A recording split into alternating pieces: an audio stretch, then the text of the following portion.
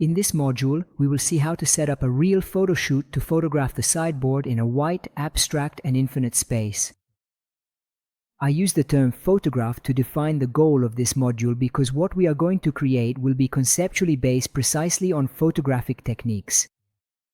For this type of simulation, you need to place the piece of furniture in a very bright environment where the horizon is not visible, which in photography is called a limbo. So let's start with its modeling. In the outliner, we drag the empty object into the media collection. In an empty area, right-click and select New Collection. Let's rename the new collection to Limbo. Let's go back to the 3D view, press Shift-A and select Mesh Plane. Switch to the top view by pressing 7 on the numeric keypad. The plane is too small. We need to scale it up several times so that it will be fully contained within the frame we are going to set up. After running a few tests, I found that scaling it by 5 or 6 times should be more than enough. So let's press the S key followed by 6 and confirm with Enter. This command will scale the plane by 6 times, resulting in an area of 1200 by 1200 centimeters. Press Ctrl-A to apply the scale and then reset all of the X, Y, and Z values back to 1, ensuring a consistent transformation. Switch the working mode to Edit mode, change the display mode to Wireframe, and press the 1 key on the keyboard to set the selection mode to Vertex. Place the cursor on the right or left edge of the plane and insert a horizontal loop cut using the Ctrl-R shortcut. Left-click and confirm with the right mouse button or by pressing Enter.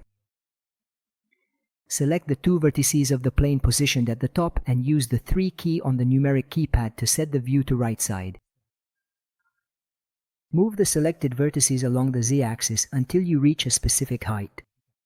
Check the Move panel located in the lower left corner of the 3D view to monitor the current value in the Z field. Adjust it by setting a more precise value, for example 600 centimeters, a measurement that fits perfectly with the needs of the next stages of the work. Now we need to create a curvature at the loop cut we previously inserted so that in the shot the cyclorama appears infinite.